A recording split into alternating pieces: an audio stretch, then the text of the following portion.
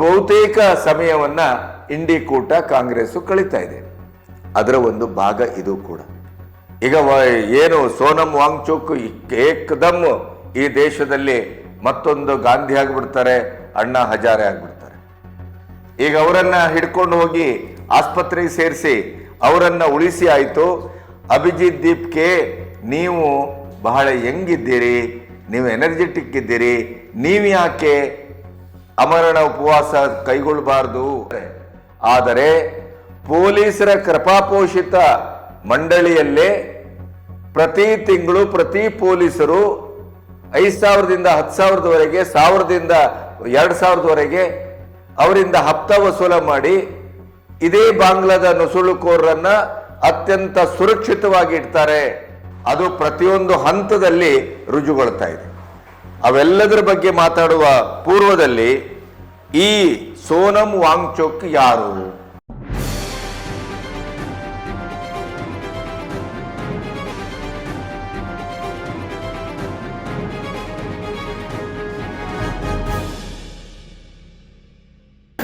ನಮಸ್ತೆ, B Ganapati news ಚಾನಲ್ಗೆ ಸ್ವಾಗತ.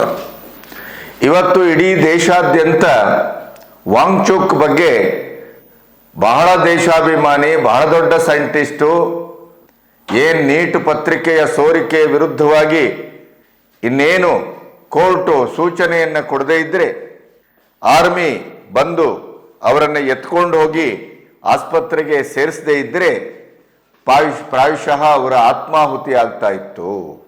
ಗಾಂಧಿಗೆ ಹೋಲಿಸೋದನ್ನು ನೋಡ್ತೀರಿ, ಅಣ್ಣಾ ಹಜಾರೆ ಅವರಿಗೆ ಹೋಲಿಸೋದನ್ನು ನೋಡ್ತೀರಿ.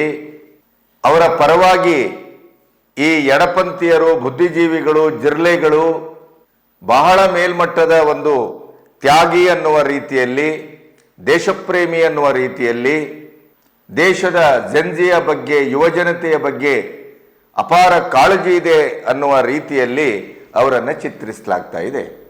ಈಗ ಅವರನ್ನ ಹಿಡ್ಕೊಂಡು ಹೋಗಿ ಆಸ್ಪತ್ರೆಗೆ ಸೇರಿಸಿ ಅವರನ್ನ ಉಳಿಸಿ ಆಯಿತು. ಅಭಿಜಿತ್ ದೀಪ್ಗೆ ನೀವು ಬಹಳ ಹೆಂಗಿದ್ದೀರಿ, ನೀವು ಎನರ್ಜೆಟಿಕ್ ಇದ್ದೀರಿ, ನೀವು ಯಾಕೆ ಅಮರಣ ಉಪವಾಸ ಕೈಗೊಳ್ಳಬಾರ್ದು ಅಂತ ಇಡೀ ದೇಶದಲ್ಲಿ ಒಂದು ದೊಡ್ಡ ಅವರಿಗೇನೆ ಪ್ರಶ್ನೆ ಕೇಳುವ ಮತ್ತು ಅದನ್ನು ಅರಗಿಸಿಕೊಳ್ಳದಲ್ಲೇ ಅವರು ಅಳುವ, ನಾಟಕ ಮಾಡುವ ಬೇರೆ ಬೇರೆ ರೀತಿಯ ಒಂದು ದೃಶ್ಯಗಳನ್ನು, ಪ್ರಹಸನಗಳನ್ನು ನಾವು ನೋಡ್ತಾ ಇದ್ದೇವೆ. ಜಿರ್ಲೆ ಇಡೀ ಗ್ಯಾಂಗು, ಕಾಕ್ರೋಚ್ ಪಾರ್ಟಿಯ ಇಡೀ ಗ್ಯಾಂಗು ಹೇಗೆ ಇಂಡಿ ಕೂಟದ ಒಂದು ಸ್ಪಾನ್ಸರ್ಡು, ಅದರ ಜೊತೆಗೆ ಅದು ಆಮ್ ಆದ್ಮಿ ಪಕ್ಷದ ಬಿ ಟೀಮ್ ಅನ್ನೋದನ್ನು ಪ್ರತ್ಯೇಕವಾಗಿ ನಾವು ಹೇಳಬೇಕಾಗಿಲ್ಲ. ಅದು ಪ್ರತಿಯೊಂದು ಹಂತದಲ್ಲಿ ರುಜುಗೊಳ್ತಾ ಇದೆ. ಅವೆಲ್ಲದರ ಬಗ್ಗೆ ಮಾತಾಡುವ ಪೂರ್ವದಲ್ಲಿ ಈ ಸೋನಂ ವಾಂಗ್ಚುಕ್ ಯಾರು? ಇವರು ಯಾಕೆ 2006, 2008, 2025 ಪಾಕಿಸ್ತಾನಕ್ಕೆ ಭೇಟಿ ಕೊಟ್ಟಿದ್ದಾರೆ? ಹಿಂದೂ ವಿರೋಧಿ, ಸನಾತನ ವಿರೋಧಿ, ದೇಶ ವಿರೋಧಿ, ಮೋದಿ ವಿರೋಧಿ ನಿರಂತರವಾಗಿ ಕೆಲಸ ಮಾಡ್ತಾ ಇರುವಂತ ಪಾಕಿಸ್ತಾನದ ಡಾನ್ ಪತ್ರಿಕೆಯೊಟ್ಟಿಗೆ ಇವರ ನಿರಂತರ ಸಂಪರ್ಕ ಯಾಕೆ? 2007ರಲ್ಲಿ ಕಾಂಗ್ರೆಸ್ ಇವರ ಬಗ್ಗೆ ದೇಶದ್ರೋಹಿ ಕೇಸನ್ನು ಯಾಕೆ ಹಾಕಿತ್ತು? ಇವರು ಏನು ಅಂತ ದೇಶದ್ರೋಹವನ್ನು ಮಾಡಿದ್ದಾರೆ? ಈ ದೇಶಪ್ರೇಮಿ ಅಂತ ಇವತ್ತು ನಿರೂಪಿತಗೊಳ್ತಾ ಇರುವಂತ ಇದೇ ಮನುಷ್ಯ 2007ರಲ್ಲಿ ಕಾಂಗ್ರೆಸ್ ಸರ್ಕಾರದಿಂದಲೇ ದೇಶದ್ರೋಹಿ ಅಂತ ಕೇಸ್ ಹಾಕಿಸ್ಕೊಂಡದ್ದು ಯಾಕೆ? ನೆಲಗಳ್ಳತನದ ಕೇಸ್ ಹಾಕಿಸ್ಕೊಂಡದ್ದು ಯಾಕೆ? ಇವೆಲ್ಲವೂ ವಿವರವಾಗಿ ನಿಮ್ಮೊಟ್ಟಿಗೆ ಚರ್ಚೆ ಮಾಡಬೇಕು. ಇಲ್ಲಿಯವರೆಗೆ ನನ್ನ ಚಾನಲನ್ನು ಸಬ್ಸ್ಕ್ರೈಬ್ ಮಾಡದೇ ಇದ್ರೆ ಸಬ್ಸ್ಕ್ರೈಬ್ ಮಾಡಿ. ಅದರ ಜೊತೆಗೆ ಸ್ವತಂತ್ರ ಪತ್ರಿಕೋದ್ಯಮಕ್ಕೆ ಬೆಂಗಾವಲಾಗಿ. ಹಾಗೇನೆ ಈ ಸೋನಂ ವಾಂಗ್ಚುಕ್ ಬಗ್ಗೆ ನಿಮಗೇನು ಅನ್ನಿಸ್ತದೆ? ಮತ್ತೆ ನನ್ನ ವಾದವನ್ನು ನೀವು ಕೇಳಿರ್ತೀರಿ. ಕೇಳಿದ ಮೇಲೆ ನಿಮ್ಮ ಪ್ರತಿಕ್ರಿಯೆಯನ್ನು ದಯವಿಟ್ಟು ಇಲ್ಲಿ ಕಮೆಂಟ್ಸ್ ಬಾಕ್ಸಲ್ಲಿ ದಾಖಲಿಸಿ. ನೋಡಿ, ಈ ವಾಂಗ್ಚುಕ್ ನೀಟ್ ಹೋರಾಟದಲ್ಲಿ ನಮ್ಮ ಯುವ ಸಮುದಾಯಕ್ಕೆ ಪೇಪರ್ ಲೀಕ್ ಆಗುವ ಮೂಲಕ ಏನು ಅನಾಹುತ ಆಯಿತು, ಅದರ ಇಡೀದಾದಂಥ ಒಂದು ಹೊಣೆ ಹೊತ್ತು ಧರ್ಮೇಂದ್ರ ಪ್ರಧಾನ್ ಅವರು ರಾಜೀನಾಮೆ ಕೊಡಬೇಕು. ಅದಕ್ಕೆ ಸಂಬಂಧಪಟ್ಟಂತ ಇಲಾಖೆ, ಅದರ ನಿರ್ದೇಶಕರು ಇತ್ಯಾದಿ ಇತ್ಯಾದಿ ಅವೆಲ್ಲವನ್ನು ಓವರ್ಟೇಕ್ ಮಾಡಿಬಿಡ್ತಾರೆ. ಇವರು ಒಂದು ಜಂಪಿಗೆ ನೇರ ಹೋಗಿ ಅವರು ಪ್ರಧಾನವರ ರಾಜೀನಾಮೆ ಕೇಳ್ತಾರೆ. ಹೆಚ್ಚಾದರೆ ಪ್ರಧಾನಿಯವರೇ ರಾಜೀನಾಮೆಯನ್ನು ಕೊಡಬೇಕು ಅಂತಲೂ ಅವರು ವಾದಿಸ್ತಾರೆ. ಇನ್ನು ಜಂತರ್ ಮಂತರ್ನಲ್ಲಿ ಏನೇನು ಆಗ್ತಾ ಇದೆ, ಯಾವ್ಯಾವ ರೀತಿ ಫುಡ್ ಮೇಳ ನಡೀತಾ ಇದೆ, ಡಾನ್ಸ್ ಕಾಂಪಿಟೇಷನ್ ನಡೀತಾ ಇದೆ, ಯಾವ್ಯಾವ ರೀತಿಯಲ್ಲಿ ಅವರಿಗೆ ಸಪೋರ್ಟ್ ಮಾಡುವಂಥ, ಸ್ಪಾನ್ಸರ್ ಮಾಡುವಂಥ ಈ ಆಮ್ ಆದ್ಮಿ ಪಕ್ಷದ ಕಳ್ಳರು ಯಾವ ರೀತಿಯಲ್ಲಿ ಅವರಿಗೆ ಸಪೋರ್ಟ್ ಮಾಡ್ತಾ ಇದ್ದಾರೆ, ಇವೆಲ್ಲವನ್ನ ನಾವು ಗಮನಿಸ್ತಾ ಇದ್ದೇವೆ. ಅದರ ಮಧ್ಯೆ ಈ ವಾಂಗ್ಚುಕ್ ಎಲ್ಲಿಂದ ಬಂದರು, ಹೇಗೆ ಬಂದರು, ಈ ನೀಟ್ ಎಕ್ಸಾಮಿಗೂ ಅವರಿಗೂ ಏನು ಸಂಬಂಧ, ಯಾಕೆ ಬಂದರು, ಅಲ್ಲಿ ಬಂದವರು ಅಮರಣಾಂತ ಉಪವಾಸವನ್ನು ಯಾಕೆ ಕೈಗೊಂಡ್ರು, ಇದು $1 ಮಿಲಿಯನ್ ಪ್ರಶ್ನೆ. ಇದರ ಬಗ್ಗೆ ಬಹಳಷ್ಟು ದೊಡ್ಡ ಚರ್ಚೆ ನಡೀತಾ ಇದೆ. ಮತ್ತೆ ಇವರ ಹಿನ್ನೆಲೆಯ ಬಗ್ಗೆ ಕೆದಕಲಾಗ್ತಾ ಇದೆ. ಈ ನೀಟ್ ಹೋರಾಟ ಅದು ಅಲ್ಲಿ ಅಕ್ರಮ ನಡೀತು. ಅದರ ಜೊತೆಗೆ CBI ತನಿಖೆಗೆ ಆರ್ಡರ್ ಮಾಡಲಾಯಿತು, ಕಳ್ಳರನ್ನೆಲ್ಲ ಹಿಡಿದು ಒಳಗೆ ಹಾಕಲಾಯಿತು. ಕೇಂದ್ರ ಸರ್ಕಾರ ಅತ್ಯಂತ ಜತನದಿಂದ ನೀಟ್ ಎಕ್ಸಾಮನ್ನು ಮತ್ತೆ ಮಾಡಿತು, ಅಲ್ಲಿ ಮಕ್ಕಳು ಭಾಗವಹಿಸಿದ್ರು, ಎಲ್ಲವೂ ಸುಸೂತ್ರವಾಗಿ ನಡೀತು. ಇವರ ಪ್ರತಿಭಟನೆ ನಡೀತಾನೇ ಇದೆ. ನೀಟ್ ಎಕ್ಸಾಮಿನ ಬಗ್ಗೆ ಏನೇನು ಅಲ್ಲಿ ಆಗಬೇಕಾದದ್ದಿದೆ, ಯಾವ್ಯಾವ ರೀತಿ ಆಕ್ಷನ್ ತೆಗೆದುಕೊಳ್ಬೇಕಾದ್ದಿದೆ, ಅದೆಲ್ಲವನ್ನೂ ಕೇಂದ್ರ ಸರ್ಕಾರ ತೆಗೆದುಕೊಂಡಿದೆ. ಒಂದು ಪ್ರಕರಣ ಆಗತ್ತೆ, ಆ ಪ್ರಕರಣ ಆದಾಗ ಆಡಳಿತ ಪಕ್ಷ ಯಾವ ರೀತಿ ಪ್ರತಿಕ್ರಿಯಿಸ್ತದೆ ಅನ್ನೋದು ಬಹಳ ಮುಖ್ಯ. ಎಲ್ಲ ದೇಶದಲ್ಲೂ ಪ್ರಕರಣ ಆಗುತ್ತೆ. ಎಂಥ ಪ್ರಾಮಾಣಿಕತೆಯಲ್ಲಿದ್ದರೂ ಕೂಡ ಈ ರಂಗೋಲಿ ಅಡಿಯಲ್ಲಿ ನುಸಿಯುವ ಭ್ರಷ್ಟರು ಇದ್ದೇ ಇರ್ತಾರೆ. ಹಾಗಾಗಿ ಈಗ ನೀವು ಕರ್ನಾಟಕದಲ್ಲೇ ಕಾಣ್ತಾ ಇಲ್ವೇನೋ, ಪ್ರಿಯಾಂಕಾ ಖರ್ಗೆ ಅವರು ಗೃಹ ಮಂತ್ರಿಗಳಾಗಿ ಇಷ್ಟೆಲ್ಲ ಅಭ್ರಸ್ತಾ ಇದ್ದಾರೆ. ಆದರೆ ಪೊಲೀಸರ ಕೃಪಾಪೋಷಿತ ಮಂಡಳಿಯಲ್ಲೇ ಪ್ರತಿ ತಿಂಗಳು ಪ್ರತಿ ಪೊಲೀಸರು 5,000ದಿಂದ 10,000ದವರೆಗೆ, 1,000ದಿಂದ 2,000ದವರೆಗೆ ಅವರಿಂದ ಹಪ್ತ ವಸೂಲ ಮಾಡಿ ಇದೇ ಬಾಂಗ್ಲಾದ ನುಸುಳುಕೋರರನ್ನ ಅತ್ಯಂತ ಸುರಕ್ಷಿತವಾಗಿ ಇಡ್ತಾರೆ. ಅದನ್ನು ಒಬ್ಬ ವೈದ್ಯರು ವೈಯಕ್ತಿಕವಾದಂಥ ನೆಲೆಯಲ್ಲಿ ಹೋಗಿ ಕಂಡಿಡಿತಾರೆ, ಸಾಕ್ಷ್ಯಗಳ ಸಮೇತ ಕಂಡಿಡಿತಾರೆ, ಅವರಿಗೆ ದುಡ್ಡು ಟ್ರಾನ್ಸ್ಫರ್ ಆದಂಥ ದಾಖಲೆಗಳನ್ನು ಕೊಡ್ತಾರೆ. ಆದರೆ ಪೊಲೀಸ್ ಕಮಿಷನರ್ ಆಫೀಸ್ಗೆ ಹೋಗಿ ಈ ಎಲ್ಲ ಸತ್ಯಗಳನ್ನು ಅವರ ಎದುರೇ ಅನಾವರಣಗೊಳಿಸಿದ್ರು. ಆ ಬಾಂಗ್ಲಾದ ನುಸುಳುಕೋರರನ್ನ ತೆಗೆದುಕೊಂಡು ಹೋಗಿ ಅಲ್ಲಿ ಕೂಡಿಸಿದ್ರು ಕೂಡ ಕೊನೆಗೇನಾಯ್ತು ಹೇಳಿ, ಅದೇ ಡಾಕ್ಟರ್ ಮೇಲೇನೆ ಕರ್ನಾಟಕದಲ್ಲಿ ಕೇಸ್ ಜಡಿಯಲಾಯಿತು. ಇದು ವಾಸ್ತವ. ಹಾಗಾಗಿ ಯಾವುದೇ ದೇಶದಲ್ಲಿ, ಯಾವುದೇ ಆಡಳಿತದಲ್ಲಿ ಎಷ್ಟೇ ಅವರು ಪ್ರಾಮಾಣಿಕವಾಗಿ ಇದ್ರೂ ಕೂಡ ಈ ಕೆಳ ಸ್ತರದಲ್ಲಿ ಆಗುವಂಥ ಅಧ್ವಾನಗಿರಿಗಳು ಆಗ್ತವೆ. ಈಗ ನಾವು ಅಯೋಧ್ಯೆಯಲ್ಲಿ ನೋಡ್ತಾ ಇಲ್ವೇ, ಹುಂಡಿ ಹಗರಣ, ಅಲ್ಲಿ SIT ರಚನೆ ಮಾಡಿ ಯೋಗಿ ಆದಿತ್ಯನಾಥ್ ಹೇಗೆ ಅಬ್ಬರಿಸ್ತಾ ಇದ್ದಾರೆ, ಅದು ಹೇಗೆ ಈಗ ಅಖಿಲೇಶ್ ಯಾದವ್ ಅವರಿಗೆ ತಿರುಗಿ ಅವರನ್ನು ಸುತ್ತಕೊಳ್ತಾ ಇದೆ, ಅದನ್ನು ಗಮನಿಸ್ತಾ ಇದ್ದೀರಿ. ಇಲ್ಲಿ ಏನಕ್ಕೇನ ಪ್ರಧಾನಿ ಮೋದಿ ಅವರನ್ನ, ಯೋಗಿ ಆದಿತ್ಯನಾಥ್ ಅವರನ್ನ, ಅಮಿತ್ ಶಾ ಅವರನ್ನ ರಾಜಕೀಯವಾಗಿ ಹೇಗೆ ಕಟ್ಟಿ ಹಾಕುವುದು ಅನ್ನೋದಕ್ಕೆ 365 ದಿನದಲ್ಲಿ ಬಹುತೇಕ ಸಮಯವನ್ನ ಇಂಡಿ ಕೂಟ ಕಾಂಗ್ರೆಸ್ ಕಳೀತಾ ಇದೆ. ಅದರ ಒಂದು ಭಾಗ ಇದು ಕೂಡ. ಈಗ ಏನು ಸೋನಂ ವಾಂಗ್ಚುಕ್ ಏಕದಮ್ ಈ ದೇಶದಲ್ಲಿ ಮತ್ತೊಂದು ಗಾಂಧಿ ಆಗಿಬಿಡ್ತಾರೆ, ಅಣ್ಣಾ ಹಜಾರೆ ಆಗಿಬಿಡ್ತಾರೆ. ಆದರೆ ಅವರ ಒಂದು ಋಣಯೋಗ್ಯತೆಯು ಈ ಮನುಷ್ಯನಿಗಿಲ್ಲ ಅನ್ನೋದನ್ನ ನಿಮ್ಮೊಟ್ಟಿಗೆ ಹೇಳಬೇಕಿವತ್ತು ನಾನು. ಈ ವಾಂಗ್ಚುಕ್ ಯಾರು, ಇವರ ಮೇಲೆ ಯಾಕೆ ಕೇಸುಗಳು, ಇವರು ಆಗಾಗ ಇಲ್ಲಿ ಪಾಕಿಸ್ತಾನಕ್ಕೆ ಯಾಕೆ ಹೋಗ್ತಾರೆ, ಅದಕ್ಕಿಂತ ಬಹಳ ಮುಖ್ಯವಾಗಿ ಈಗ ಇಲ್ಲಿ ಏನು 2026 ಈಗ ಏನು ಇಲ್ಲಿ ಬಂದು ಜಂತರ್ ಮಂತರಲ್ಲಿ ಅವರು ಅಮರಣಾಂತ ಉಪವಾಸ ಕೈಗೊಂಡ್ರಲ್ಲ, ಅದಕ್ಕೂ ಪೂರ್ವದಲ್ಲಿರುವಂತ ಒಂದು ಸೀನ್ ಅನ್ನ ನೀವು ಗಮನಿಸಬೇಕು. Hi friends, I'm here in Islamabad attending the climate change conference Breathe Pakistan organized by Dawn Media in Pakistan, and I presented my views on what can be done in the high Himalayas at this conference. Thank you very much.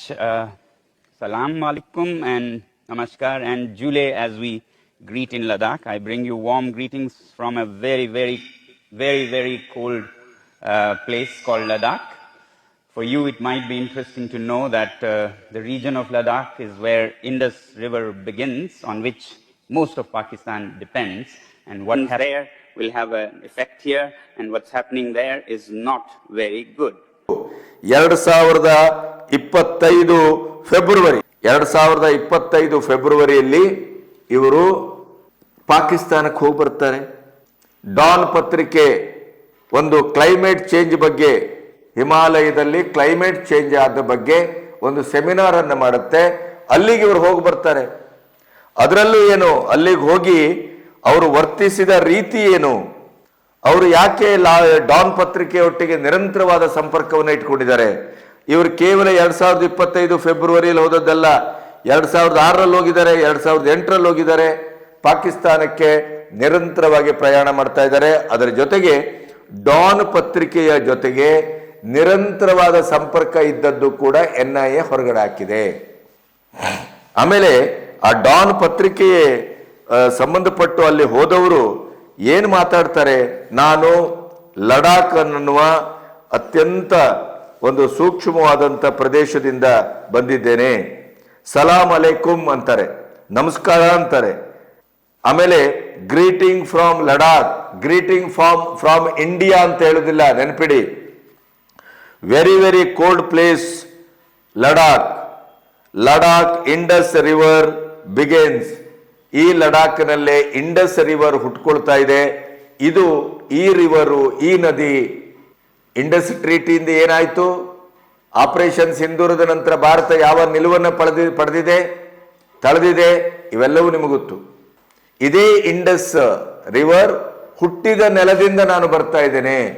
ಆದರೆ ದೌರ್ಭಾಗ್ಯ ಅಂದರೆ ಇವತ್ತು Indus treaty ಮೂಲಕ ಯಾವ Indus ನದಿಯನ್ನ Pakistan ತನ್ನ ಜೀವ ನದಿ ಅಂತ ಭಾವಿಸಿತ್ತೋ ಅದೇ ನದಿಯ ಬಗ್ಗೆ ಇವತ್ತು ಭಾರತ ತಳೆದ ನಿಲುವು it is very very bad ಅಂತ ಹೇಳಲಾಗ್ತದೆ. ಅಂದ್ರೆ ಭಾರತದ ಬಗ್ಗೆ ಒಂದು ಒಳ್ಳೆಯ ಅಭಿಪ್ರಾಯ ಇಲ್ಲ, ನಾನು ಭಾರತದಿಂದ ಬಂದಿದ್ದೇನೆ ಅಂತಿಲ್ಲ. ಅದೇ ಪೆಹಲ್ಗಾಮ್ನಲ್ಲಿ 26 ಜನರನ್ನ ಕಲ್ಮಾ ಓದಿಸಿ ಬರ್ಬರವಾಗಿ ಹತ್ಯೆ ಮಾಡಿದ್ರಲ್ಲ, ಅದರ ಬಗ್ಗೆ ವಿಷಾದ ಇಲ್ಲ, ಅದರ ಬಗ್ಗೆ ಒಂದು ಪ್ರತಿಭಟನೆ ಇಲ್ಲ, ಮಾನವೀಯ ನೆಲೆಯಲ್ಲಿ ಅದರ ಬಗ್ಗೆ ಒಂದು ಪ್ರಸ್ತಾವನೆ ಇಲ್ಲ. ಬದಲಾಗಿ ಭಾರತ ತನ್ನ ನಾಗರಿಕರ ಕಗ್ಗೊಲೆಗೆ ಪ್ರತಿಕಾರಾತ್ಮಕವಾಗಿ ಯಾವ ನಿಲುವನ್ನು ತಳೆತೋ, ಇಂಡಸ್ ಟ್ರೀಟಿ ಸಿಂಧ್ ನದಿಯ ನೀರನ್ನು ಬಂದ್ ಮಾಡುವ ಮೂಲಕ ಪಾಕಿಸ್ತಾನದ ಬೆನ್ನನ್ನ ಮುರಿಲಿಕ್ಕೆ ಹೊರಟೋ ಅದರ ವಿರುದ್ಧವಾಗಿ ಇವರು ಮಾತಾಡಿದರೆ. ಪಾಕಿಸ್ತಾನದ ವಿರುದ್ಧ ನದಿ ನೀರನ್ನ ನಿಲ್ಲಿಸಿದಂತ ಈ ಭಾರತದ ಒಂದು ತೀರ್ಮಾನವನ್ನ ಇವರು ಪಾಕಿಸ್ತಾನದ ನೆಲದಲ್ಲಿ ನಿಂತು ಡಾನ್ ಪತ್ರಿಕೆಯ ಎಂಜಲು ಕಾಸಿಗೆ ಕೈ ಒಡ್ಡಿ ಅವರ ಪ್ರಾಯೋಜಿತವಾದಂಥ ಕಾರ್ಯಕ್ರಮದಲ್ಲಿ ಭಾಗವಹಿಸಿದಂಥ ಈ ಮಹಾನ್ ಸೈಂಟಿಸ್ಟು ಏನ್ ಹೇಳ್ತಾರೆ ಅಂತಂದ್ರೆ, ಇಟ್ ಈಸ್ ವೆರಿ ಬ್ಯಾಡ್, ಇದೊಂದು ಬಹಳ ದುಃಖಕರವಾದ ಸಂಗತಿ ಅನ್ನುವ ರೀತಿಯಲ್ಲಿ ವಿಷಾದವನ್ನು ವ್ಯಕ್ತಪಡಿಸ್ತಾರೆ. ಇವರ ದೇಶಭಕ್ತಿ, ದೇಶಪ್ರಿಯತೆ ಏನು, ಪಾಕಿಸ್ತಾನದ ಮೇಲಿನ ಪ್ರೀತಿ ಇಷ್ಟು ಗಾಢವಾದದ್ದು ಯಾಕೆ? ಆಗಾಗ ಪಾಕಿಸ್ತಾನಕ್ಕೆ 2006, 2008, 2025 ಫೆಬ್ರವರಿ ಭೇಟಿ ಕೊಡುವ ಉದ್ದೇಶ ಏನು? ಡಾನ್ ಪತ್ರಿಕೆಯೊಟ್ಟಿಗೆ ಇವರ ಇಂಟರ್ನಲ್ ಸಂಬಂಧ ಏನು? ಇವನ್ನ ಈಗ ನಾವು ಪ್ರಶ್ನೆ ಮಾಡಬೇಕಾಗಿದೆ. ಮತ್ತು ಅದಕ್ಕೆ ಸಂಬಂಧಪಟ್ಟವರು ಆ ಸೆಮಿನಾರ್ನಲ್ಲಿ ನಾನೀಗೇನು ಅವರನ್ನ ಈ ರೀತಿ ಮಾತಾಡಿದ್ರು ಅಂತನಲ್ಲ, ಆ ಮಾತನ್ನ ನಿಮಗೆ ನೇರವಾಗಿ ಕೇಳಿಸ್ತೇವೆ, ನೀವು ನೋಡಬಹುದು, ನೋಡಿ. ಈ ತರದ ಒಂದು ಭಾಷಣವನ್ನ ಮಾಡುವ, ಈ ತರದ ದೇಶದ ಬಗ್ಗೆ ಒಂದು ಕನಿಷ್ಠ ಮಟ್ಟದ ಗೌರವ ಪ್ರೀತಿಯನ್ನು ಹೊಂದಿರದ ಲಡಾಖ್ ಯಾವ ದೇಶದಲ್ಲಿದೆ? ಭಾರತದಲ್ಲಿದೆಯೋ ಪಾಕಿಸ್ತಾನದಲ್ಲಿದೆಯೋ? ನಾನು ಲಡಾಖ್ನಿಂದ ಬಂದಿದ್ದೇನೆ, ಏನು ಭಾರತದಿಂದ ಹೋದವರಲ್ವಾ ನೀವು? ಪಹಲ್ಗಾಮಿನ ಘಟನೆಗೂ ನಿಮಗೂ ಏನೂ ಸಂಬಂಧ ಇಲ್ವೇ?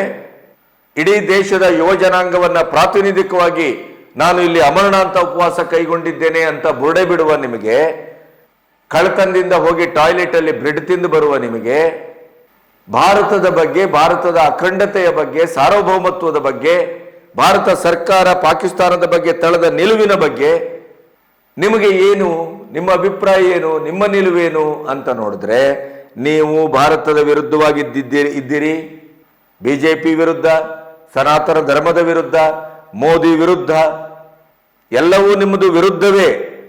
ನಿಮ್ಮ ಕಾಕ್ರೋಚ್ ಪಾರ್ಟಿಗೂ ನಿಮಗೂ ಏನು ಸಂಬಂಧ? ಆ ಪ್ರಶ್ನೆಯೂ ಈಗ ಬಹಳ ಮೂಲಭೂತವಾಗಿದೆ. ಇದಕ್ಕಿದ್ದಾಗೆ ನೀವು ಜಂತರ್ ಮಂತರ್ನಲ್ಲಿ ಕಾಕ್ರೋಚ್ ಪರವಾಗಿ ನೀವು ಬಂದು ಆವಿರ್ಭವಿಸಿದ್ಯಾಕೆ? ನೀವಾಗಿ ಬಂದ್ರೋ ಅಥವಾ ಕಾಕ್ರೋಚಿನ ಕರೆಯ ಮೇಲೆ ಬಂದ್ರೋ ಅಥವಾ ನೀವೇ ಕಾಕ್ರೋಚ್ ಅನ್ನ ಕರೆಸ್ಕೊಂಡ್ರೋ? ಈ ಎಲ್ಲ ಪ್ರಶ್ನೆಗಳು ಕೂಡ ಇವತ್ತು ಅತ್ಯಂತ ಗಂಭೀರವಾಗಿ ಹುಟ್ಕೊಳ್ತಾ ಇದೆ.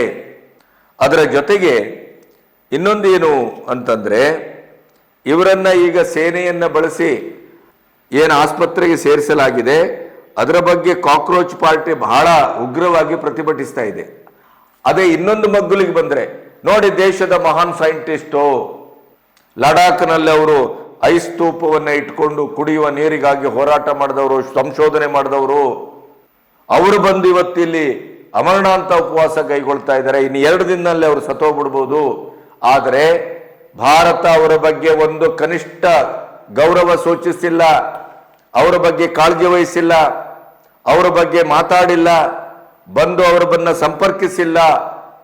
ತಾನಾಶಾಹಿ ಅಂದ್ರೆ ಹಿಟ್ಲರ್ಗಿರಿ ಆಡಳಿತ ಅಂತೆಲ್ಲ ಈ ಅಭಿಜಿತ್ ದೀಪ್ಕೆಯ ಪಟಾಲಂ ಏನು ಮಾತಾಡ್ತಾ ಇತ್ತಲ್ಲ, ಅಂಥವರಿಗೆ ನಾನು ಕೇಳ್ತಾ ಇದ್ದೇನೆ, ಇದೇ ಮನುಷ್ಯ ಡಾನ್ ಪತ್ರಿಕೆಯ ಪಾಕಿಸ್ತಾನದ ಡಾನ್ ಪತ್ರಿಕೆ ಭಾರತದ ವಿರೋಧಿ ಪ್ರೊಪಗಾಂಡವನ್ನ ನಿರಂತರವಾಗಿ ಮಾಡ್ತಾ ಇರುವಂತ, ಪಾಕಿಸ್ತಾನದ ಮುಖವಾಣಿ ಆಗಿರುವಂತ ಈ ಡಾನ್ ಪತ್ರಿಕೆಯೊಟ್ಟಿಗೆ ಇವರದು ಕೆಲಸ ಏನು, ಸಂಬಂಧ ಏನು? ಅವರು ಪ್ರಾಯೋಜಿಸಿದ ಕಾರ್ಯಕ್ರಮಕ್ಕೆ 3-4 ಬಾರಿ ಹೋಗಿ ಬಂದದ್ದು ಯಾಕೆ? ಪಾಕಿಸ್ತಾನದಲ್ಲಿ ನೆಲದಲ್ಲಿ ನಿಂತು ಭಾರತ ತಳದಂತ ಇಂಡಸ್ ವ್ಯಾಲಿಯ ಆ ಸಿಂಧ್ ನದಿಯ ಒಪ್ಪಂದದ ಬರ್ಖಾಸ್ತನ್ನ ವಿರೋಧಿಸುವಂತ ಇವರ ನೀತಿ ರೀತಿ ನಿಲುವು ಏನು? ಇವರು ಯಾವ ದೇಶದ ಸೈಂಟಿಸ್ಟೋ, ಭಾರತದ ಸೈಂಟಿಸ್ಟೋ ಅಥವಾ ಪಾಕಿಸ್ತಾನದ ಸೈಂಟಿಸ್ಟೋ? ಇದು ಈಗ ತೀರ್ಮಾನ ಆಗಬೇಕಾಗಿರೋದು. ಈ ಕಾಕ್ರೋಚ್ ಜನತಾ ಪಾರ್ಟಿ ಯಾವ ರೀತಿಯಲ್ಲಿ ದೇಶವನ್ನ, ದೇಶದ ಯುವ ಸಮುದಾಯವನ್ನ ಹೇಗೆ ಹಳ್ಳಕ್ಕೆ ಕೆಡೀತಾ ಇದೆ? ಒಬ್ಬ ದೇಶದ್ರೋಹಿ ಕೇಸ್ ಇರುವಂತ ಈ ಮನುಷ್ಯನನ್ನ ತಂದು ಜಂತರ್ ಮಂತರಲ್ಲಿ ಕುಡಿಸಿ ಇನ್ನೊಂದು ಆಧುನಿಕ ಗಾಂಧಿ ಅಥವಾ ಅಣ್ಣಾ ಹಜಾರೆ ಆಗಿಸ್ಲಿಕ್ಕೆ ಹೊರಟಿದಾರಲ್ಲ, ಇದರ ಒಳಗಿನ ಹಕೀಕತ್ತೇನು, ಮರ್ಮ ಏನು, ಷಡ್ಯಂತ್ರ ಏನು, ಅದನ್ನು ನಿಮಗೆ ಹೇಳಬೇಕಾಗಿತ್ತು ನಾನು. ಅದಕ್ಕಿಂತ ಬಹಳ ಮುಖ್ಯವಾಗಿ ಇವರು ಸೈಂಟಿಸ್ಟೋ ಅನ್ನುವಂಥ ಪ್ರಶ್ನೆಯನ್ನ ಹುಟ್ಟು ಹಾಕುವ ಕೇಳುವ ಮೊದಲು ಇವ್ರದ್ದೊಂದು 2007ರ ಕಾಂಗ್ರೆಸ್ಸೇ FIR ಹಾಕಿ ಕೇಸ್ ಮಾಡಿದ್ದು ದೇಶದ್ರೋಹದ ಕೇಸನ್ನ ನೀವು ಗಮನಿಸಬೇಕು. ಇವರು SCCMOL ಅನ್ನುವಂಥ ಒಂದು NGO ಅನ್ನು ಕಟ್ತಾರೆ. ಈ ದೇಶದ NGOದ ಮೇಲೆ ಒಂದು ದೊಡ್ಡ ಕಣ್ಣಿಟ್ಟು ಈಗ ಈ ಅಧಿವೇಶನದಲ್ಲಿ, ಇವತ್ತೇನು ಅಧಿವೇಶನ ಆರಂಭ ಆಗ್ತಾ ಇದೆ ಮಳೆಗಾಲದ್ದು, ಅಲ್ಲಿ ಈ FCRA ಅಂತ ಏನು ಒಂದು ಕಾನೂನನ್ನ ತಂದಿದೆ, ಅದನ್ನ ಇವತ್ತು ಮಂಡಿಸಲಾಗುತ್ತೆ ಈ ಅಧಿವೇಶನದಲ್ಲಿ. ಈ NGOಗಳು ಬೇರೆ ಬೇರೆ ದೇಶಗಳಿಂದ, ಭಾರತದ ವಿರೋಧಿ ಶಕ್ತಿಗಳಿಂದ ಇಲ್ಲಿ ಸಮಾಜೋದ್ಧಾರ, ಹೆಣ್ಮಕ್ಳು ಉದ್ಧಾರ, ಇನ್ನೊಂದು ಮಗದೊಂದು ಅಂತ ಹೇಳಿ ಅವರ ಹತ್ರ ಫಂಡನ್ನು ತೆಗೆದುಕೊಂಡು ಭಾರತದ ವಿರೋಧಿ ಶಕ್ತಿಗಳೊಟ್ಟಿಗೆ ಕೈ ಮಿಲಾಯಿಸಿ ಅವರು ಭಾರತದಲ್ಲಿ ಅಶಾಂತಿಯನ್ನ, ಭಾರತದ ವಿರೋಧಿ ಶಕ್ತಿಗಳನ್ನ ಹುಟ್ಟು ಹಾಕುವ ಕೆಲಸಕ್ಕೆ ಬಳಸ್ತಾ ಇದ್ದಾರೆ ಅನ್ನುವ ಒಂದು ಸಂಶಯ ಬಂದೆ. ಇವತ್ತು ಅಮೆರಿಕವೂ ವಿರೋಧಿಸ್ತಾ ಇದೆ, ಟರ್ಕಿ ವಿರೋಧಿಸ್ತಾ ಇದೆ, ಪಾಕಿಸ್ತಾನ ವಿರೋಧಿಸ್ತಾ ಇದೆ, ಬಾಂಗ್ಲಾ ವಿರೋಧಿಸ್ತಾ ಇದೆ. ಈ ಭಾರತ ತರಬಹುದಾದಂಥ ಈ ಕಾನೂನಿಗೆ NGOಗಳ ಕುತ್ತಿಗೆ ಹಿಡಿಯುವಂಥ ಸಂದರ್ಭದಲ್ಲಿ ಭಾರತದಲ್ಲಿ ಪ್ರತಿಭಟನೆ ಆಗೋದಕ್ಕಿಂತ ಹೆಚ್ಚು ಅಮೆರಿಕದಲ್ಲಿ ಆಗ್ತಾ ಇದೆ. ಯಾಕೆ ಅಂತಂದ್ರೆ ವಿದೇಶಿ ಫಂಡ್ ಬಂದು ಇಲ್ಲಿ ಸಮಾಜವೋ ಸಂಸ್ಕೃತಿಯೋ ಉದ್ಧಾರ ಆಗ್ತಾ ಇಲ್ಲ. ದೇಶ ವಿರೋಧಿ ಶಕ್ತಿಗಳನ್ನ ನಿರಂತರವಾಗಿ ಇಲ್ಲಿ ಕಟ್ಟಲಾಗ್ತಾ ಇದೆ. ಅದರ ಮನಗಂಡೇ ಇವತ್ತು ಭಾರತ ಆ ಕಾನೂನನ್ನ ತರಲಿಕ್ಕೆ ಹೊರಟಿತ್ತು. ಇವರ ಹಣೆ ಬರ ಏನು ಅನ್ನೋದಕ್ಕೆ ಇಲ್ಲೊಂದು ಸಾಕ್ಷಿ ಇದೆ ನೋಡಿ. ಇದೇ ವಾಂಗ್ಚೋಕ್, ಸೋನಂ ವಾಂಗ್ಚೋಕ್ 2007ರಲ್ಲಿ SCCMOL ಅನ್ನುವಂಥ ಒಂದು NGO ಸಂಸ್ಥೆಯನ್ನ ಹುಟ್ಟುಹಾಕ್ತಾರೆ. ಅದಕ್ಕೆ ಫಂಡ್ ಕೊಡುವರು ಯಾರು ಗೊತ್ತುಂಟೇನು? ಪಾಕಿಸ್ತಾನ ಮತ್ತು ಚೈನಾ. ಈ ದೇಶದಲ್ಲಿ ಅಶಾಂತಿಯನ್ನ, ಭಯೋತ್ಪಾದಕತೆಯನ್ನ, ದೇಶ ವಿರೋಧಿ ಚಟುವಟಿಕೆಗಳನ್ನು ಹುಟ್ಟು ಹಾಕುವುದಕ್ಕೆ ಈ SCCMOL NGO ಸಂಸ್ಥೆ ಪಾಕಿಸ್ತಾನ ಮತ್ತು ಚೀನಾದಿಂದ ಹಣ ಪಡೆದು ಕೆಲಸ ಮಾಡ್ತಾ ಇದೆ ಅನ್ನೋದನ್ನ ಮನಗಂಡಂತ ಅಂದಿನ ಕಾಂಗ್ರೆಸ್ ಸರ್ಕಾರ ಇವರ ಮೇಲೆ FIR ಹಾಕತ್ತೆ. ದೇಶ ವಿರೋಧಿ ಒಂದು ಚಟುವಟಿಕೆಯಲ್ಲಿ ಭಾಗಿಯಾದಂಥ ಕೇಸನ್ನು ಹಾಕ್ತದೆ. ಅಷ್ಟೇ ಅಲ್ಲ, ಈ SCCMOL NGO ಸಂಸ್ಥೆಯನ್ನು ಇಟ್ಟುಕೊಂಡು ಇದೇ ಮಹಾನ್ ಸೈಂಟಿಸ್ಟು, ಇದೇ ಮಹಾನ್ ದೇಶಭಕ್ತ, ಇವತ್ತು ಯುವ ಸಮುದಾಯದ ಕಣ್ಮಣಿ ಈ ಸೋನಮ್ ವಾಂಗ್ಚುಕ್ 200 ಎಕರೆ ಜಾಗವನ್ನ ಲಡಾಖಲ್ಲಿ ಅಕ್ರಮವಾಗಿ ಒಳಗಾಕೊಂಡಂತ ಕೇಸಲ್ಲೂ ಇವ್ರ ಮೇಲೆ FIR ಆಗಿದೆ. ಅದನ್ನು ಹಾಕಿದ್ದು ಕೂಡ ಕಾಂಗ್ರೆಸ್ ಸರ್ಕಾರವೇ. ಈ ಸತ್ಯವನ್ನ ನೀವು ಅರ್ಥ ಮಾಡ್ಕೋಬೇಕು. ಎಂತೆಂಥ ರೂಪದಲ್ಲಿ ಬರ್ತಾರೆ, ಎಂತೆಂಥ ವೇಷದಲ್ಲಿ ಬರ್ತಾರೆ ಈ ದೇಶ ವಿರೋಧಿ ಜಿರ್ಲೆಗಳು ಅನ್ನೋದನ್ನ ನಾವು ಅರ್ಥ ಮಾಡಿಕೊಂಡ್ರೆ ನಮ್ಮ ಭವಿಷ್ಯ ಸೇಫ್ ಆಗತ್ತೆ, ನಮ್ಮ ಮಕ್ಕಳ ಭವಿಷ್ಯ ಸೇಫ್ ಆಗತ್ತೆ. ಕೇವಲ ಅಲ್ಲಿ ನಾಟಕ ಮಾಡ್ತಾ ಅಲ್ಲಿ ಏನೋ ಅನ್ನ ಆಹಾರ ಬಿಟ್ಬಿಟ್ರು, ಅಲ್ಲಿ ಹಾಗೇಳಿ ಟಾಯ್ಲೆಟ್ಗೆ ಹೋಗಿ ಏನೇನು ತಿನ್ಕೊ ಬರ್ತಾರೋ ಅದನ್ನೆಲ್ಲ ಈಗಾಗಲೇ ವಿಡಿಯೋದಲ್ಲಿ ತೋರಿಸಿದ್ದೇವೆ. ಇಂಥ ವಾಂಗ್ಚುಕ್ ಪಾಕಿಸ್ತಾನದ ಡಾನ್ ಪತ್ರಿಕೆಯೊಟ್ಟಿಗೆ ಅವಿನಾಭಾವ ಸಂಬಂಧವನ್ನು ಹೊಂದಿದ್ದಾನೆ ಅನ್ನೋದಕ್ಕೆ ದಾಖಲೆ ಸಿಗ್ತಾ ಇದೆ. 2006ರಲ್ಲಿ ಇವರು ಪಾಕಿಸ್ತಾನಕ್ಕೆ ಭೇಟಿ ಕೊಡ್ತಾರೆ, 2008ರಲ್ಲಿ ಭೇಟಿ ಕೊಡ್ತಾರೆ, ಲೇಟೆಸ್ಟ್ ಅನ್ನೋದು 2025. ಇನ್ನು ಇವರು ಒಬ್ಬ ಸೈಂಟಿಸ್ಟ್ ಅಂತ ಅವರನ್ನ ಕರೆಯಲಾಗ್ತಾ ಇದೆ. ಅವರು ಎಷ್ಟರ ಮಟ್ಟಿನ ಸೈಂಟಿಸ್ಟು ಅಂತ ನೋಡಿದ್ರೆ ಅಲ್ಲೂ ಕೂಡ ಅಪ್ರತಪ್ರವೇ. ಇವರೇನು ಅದ್ಭುತ ಸೈಂಟಿಸ್ಟ್ ಅಲ್ಲ, ಕಾಪಿ ಮಾಸ್ಟ್ರು.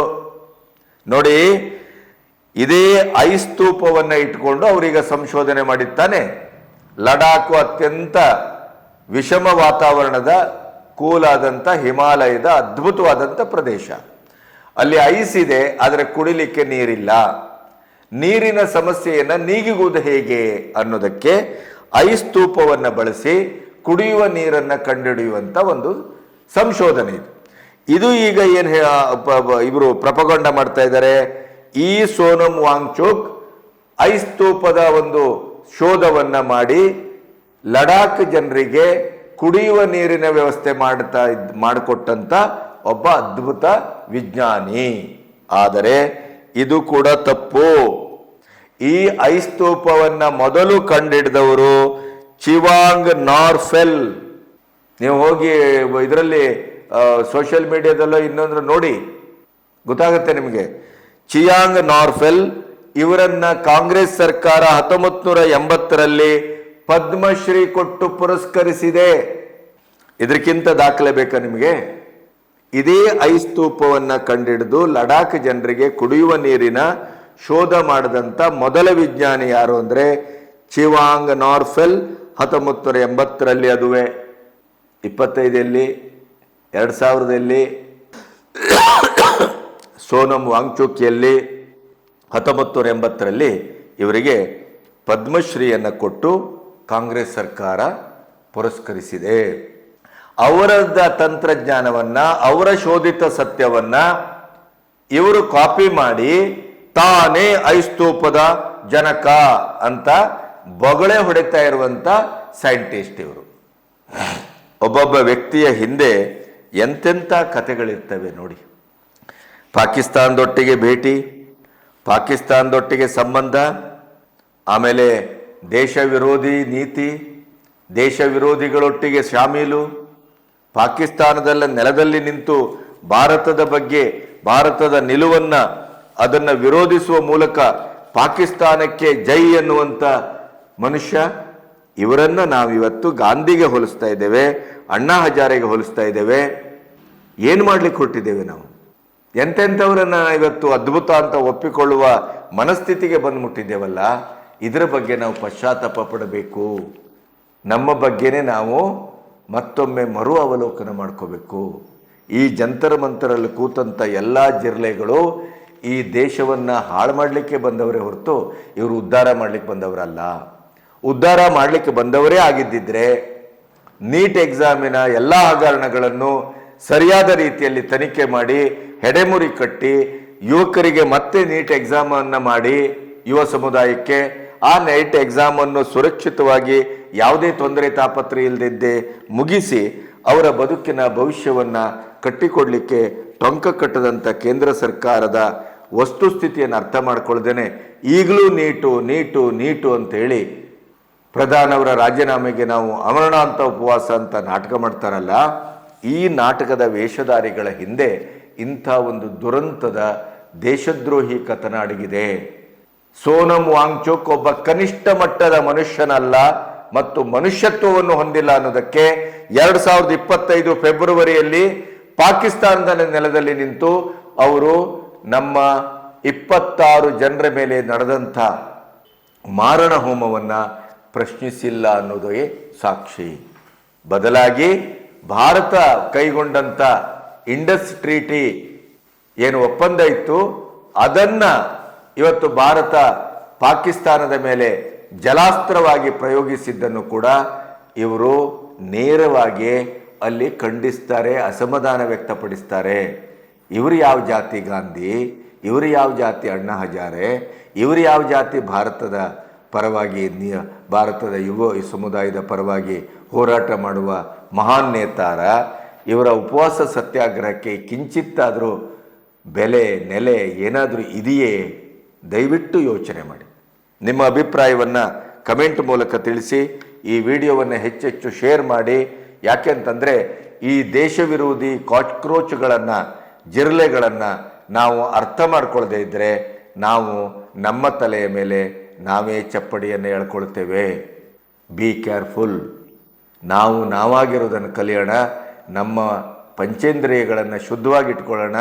ನಮ್ಮ ಕಣ್ಣು, ನಮ್ಮ ಸಂವೇದನೆ, ನಮ್ಮ ನೋಟ, ನಮ್ಮ ಅರ್ಥೈಸಿಕೊಳ್ಳುವಿಕೆ ನಾವು ಇನ್ನಷ್ಟು ಜಾಗೃತವಾಗಿ ಇಟ್ಕೊಳ್ಳದೇ ಇದ್ದರೆ ಇಂಥ ಲಫಂಗರು, ಲೂಟಿಕೋರರು, ಇಂಥ ಪಾಕಿಸ್ತಾನದ ಪ್ರೇಮಿಗಳು, ಇಂಥ ಭಾರತದ ವಿರೋಧಿಗಳು ನಮಗೆ ಬೇರೆ ಬೇರೆ ಸ್ವರೂಪದಲ್ಲಿ ಬಂದು ನಮ್ಮನ್ನು ಸಂಪೂರ್ಣವಾಗಿ ಮುಗಿಸ್ತಾರೆ. ಮುಖ್ಯವಾಗಿ ಯುವ ಸಮುದಾಯದ ಒಂದು ಮಾನಸಿಕ ಸ್ಥಿತಿಯ ಮೇಲೇ ಇವರು ದಾಳಿ ಮಾಡ್ತಾ ಇದ್ದಾರೆ ಅನ್ನುವ ಸತ್ಯವನ್ನು ನಾವು ಅರ್ಥ ಮಾಡಿಕೊಂಡಷ್ಟು ಈ ದೇಶಕ್ಕೆ ಒಳಿತು ಅಂತ ಹೇಳ್ತಾ ನನ್ನ ಮಾತನ್ನು ಮುಗಿಸ್ತಾ ಇದ್ದೇನೆ. ನಮಸ್ತೆ.